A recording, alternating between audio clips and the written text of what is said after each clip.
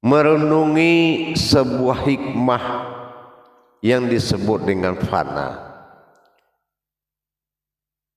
Apa yang dikatakan fana? Maksud dari fana ini sering dikatakan atau diucapkan dalam bentuk seseorang mengalami masa kusyuk dalam berzikir, itu dikatakan fana. Fana dikatakan kusyuk dalam berzikir, disebut fana itu mengartikan sebuah makom di mana leburnya sifat kemanusiaan dan lahirnya kodrat insan yang berketuhanan. Lebur manusia, lahir insan bertuhan.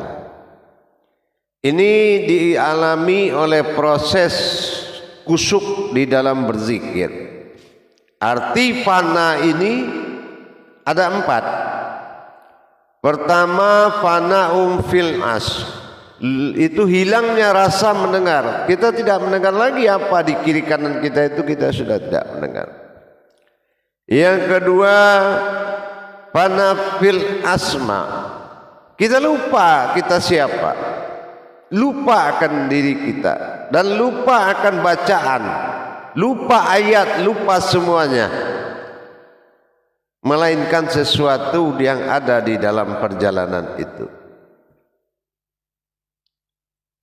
Yang ketiga, fana fil ad, itu hilang rasa ingin melihat.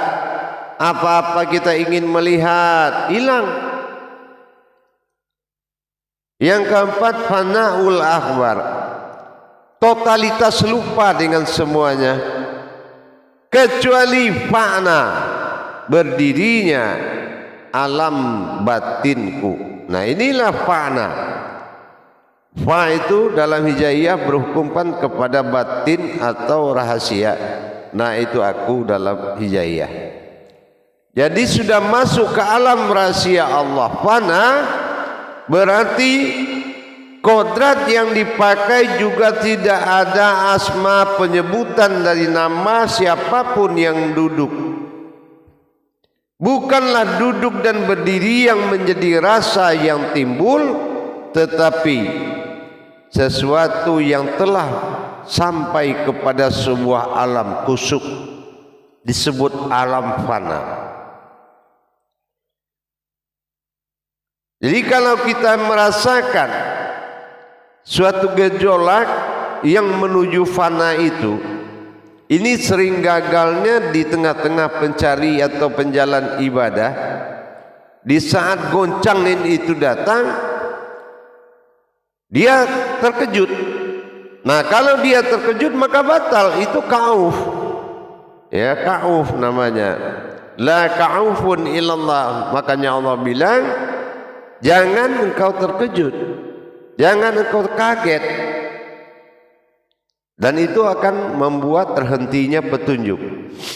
Itu yang la ka'ufun ilallah. La, itu yang dikatakan fana. Fana sudah tidak ada lagi sebutan di mana, entah siapa dan di mana. Yang hanya ada di situ adalah suatu pandangan menuju sebuah wujud. Bertemunya pandangan dengan sebuah wujud, maka hilanglah rasa, hilang semua penglihatan, hilang semua sir-sir diri kita. Tapi dalam konteks kita memiliki kesadaran yang tinggi, cuma kita lagi menikmati sesuatu yang tidak bisa diucapkan saking nikmatnya.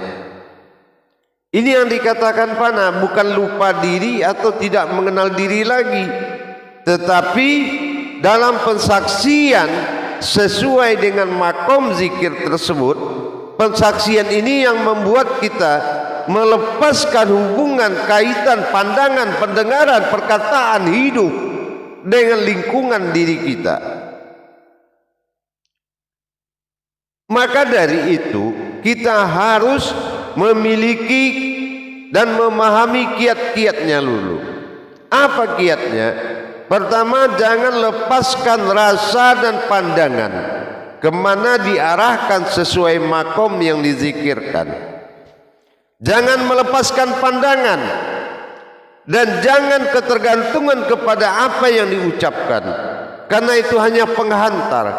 Dikala sudah sampai pada titik fana, semuanya akan hilang dan semua akan berjalan dengan otomatis. Bahkan keajaiban-keajaiban Allah di dalam alam fana itu sangat banyak.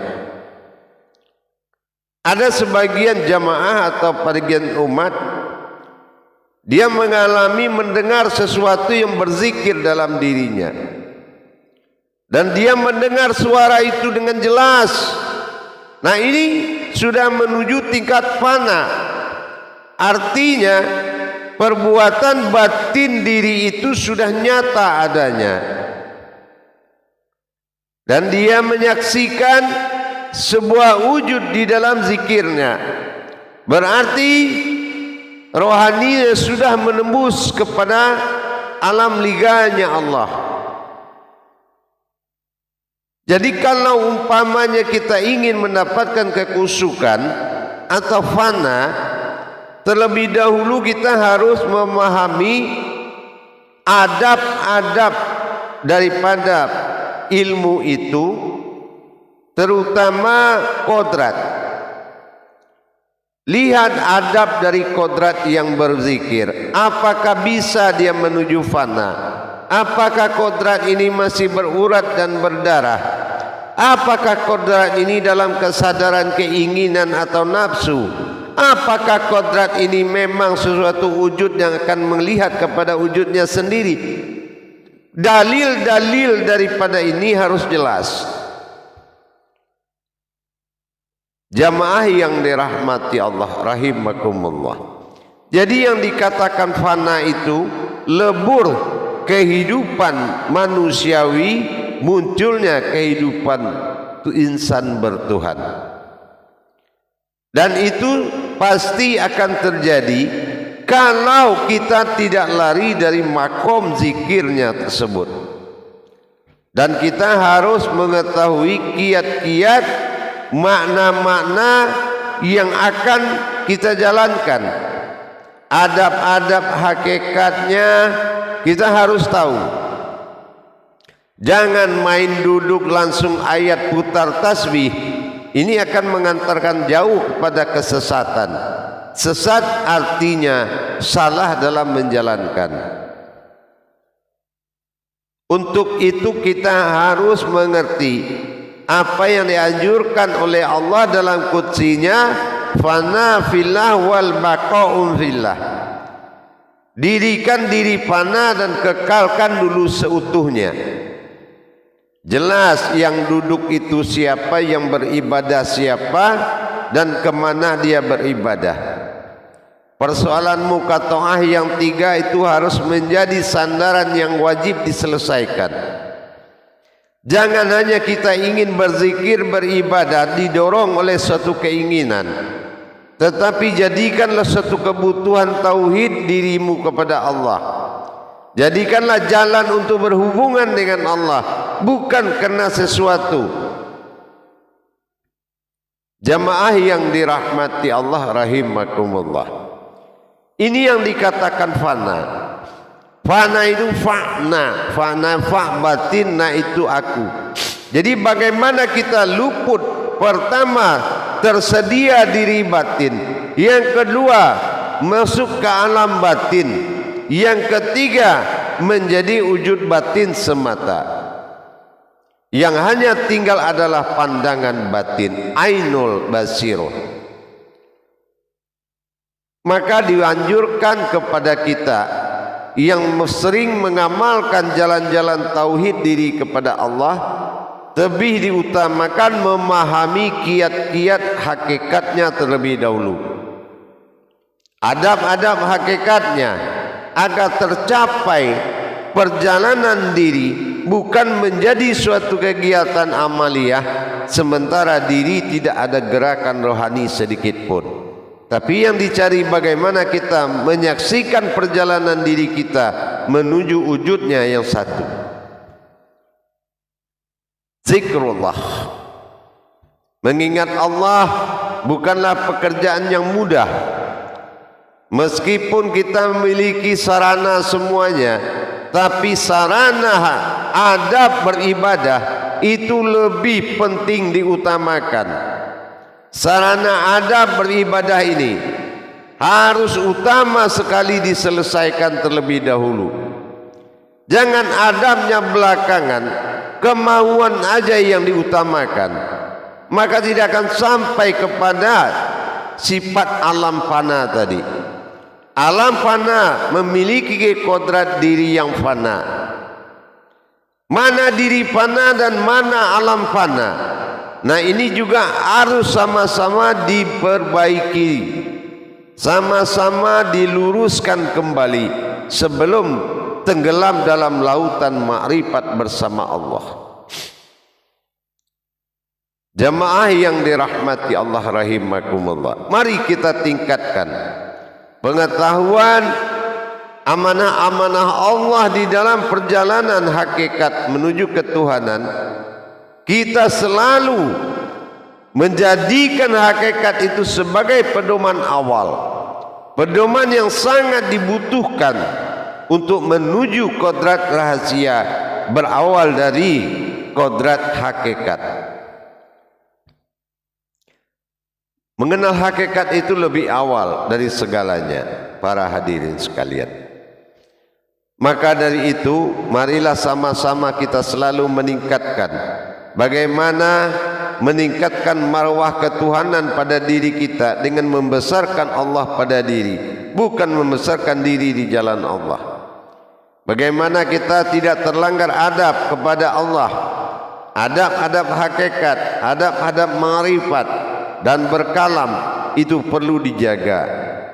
Berilmu bukanlah merampas ilmu dari guru, cuma bagaimana menjadikan diri adalah sebuah wujud ilmu yang dimuliakan oleh seorang guru.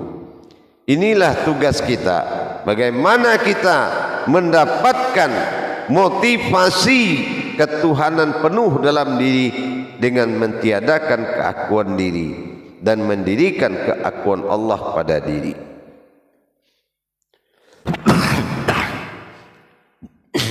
Jamaah yang dirahmati Allah rahimakumullah, dengan adanya peningkatan pemahaman kita kepada Allah, bagaimana menjadikan kefanaan diri menuju alam fana dan fana bersamanya, tentunya dengan tidak kita merasakan hilang kesadaran. Semakin tinggi kefanaan diri, semakin tinggi juga kesadaran, malah didukung oleh kecintaan yang datang dari hati nurani kita. Indah dalam perjalanan zikir itu kalau memang syarat dan adabnya dijalankan dengan benar. Dan jangan dijadikan suatu zikir mengingat Allah adalah sebuah sebutan dengan memutar tasbih dan berkalam Allah Allah, terus kita katakan kita sudah mengenal Allah. Apa begitu yang mengenal Allah? Apa begitu yang mengingat Allah? Bukankah mengingat ini setelah melihat? Inilah yang harus ditertibkan agar bisa mabrur dalam ibadah, mustajab dalam ilmu, barokah dalam hidup dunia dan akhirat. Para hadirin jamaah kaum muslimin dan muslimat rahimakumullah, mari kita tingkatkan pemahaman ibadah-ibadah kita, hakikat-hakikat ibadah, tingkatkan pemahaman lebih